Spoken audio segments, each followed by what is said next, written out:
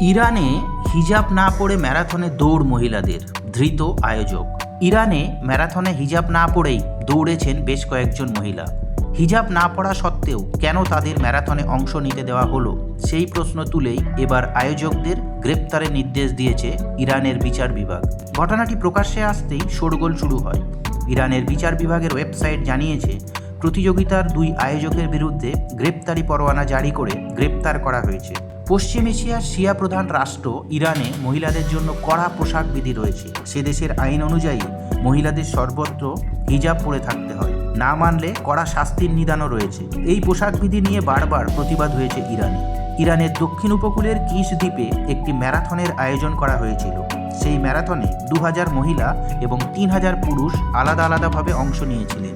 মহিলাদের ম্যারাথনের ছবি প্রকাশ হতেই বিতর্ক শুরু হয় ইরানে। নিয়ম ছিল ওই ম্যারাথনে হিজাব পরে মহিলারা অংশ নিতে পারবেন, কিন্তু অনেকেই হিজাব ছাড়াই হাজির হন। শুধু তাই নয়, তাদের মাথায়ও কোনো আবরণ ছিল না, যা ইরানের পোশাক বিধির বিরোধী। অতীতে হিজাব না পরার জন্য মহিলাদের ওপর বিভিন্ন ধরনের কড়া পদক্ষেপ করা হয়েছিল।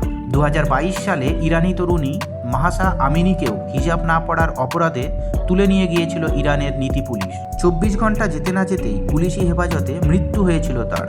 মাহসার মৃত্যুর পর গোটা ইরানে প্রতিবাদের ঝড় বয়ে গিয়েছিল। গত বছর পোশাক ফতোয়ার প্রতিবাদে রাজধানী তেহরানে ইসলামিক আজাদ বিশ্ববিদ্যালয়ের পড়ুয়া আহু দারিয়ায় প্রকাশ্যে অন্তর্বাস পরে হেঁটেছিলেন। বিশ্ববিদ্যালয়ের সামনে থেকে তাকে গ্রেপ্তার করে নিয়ে গিয়েছিল পুলিশ।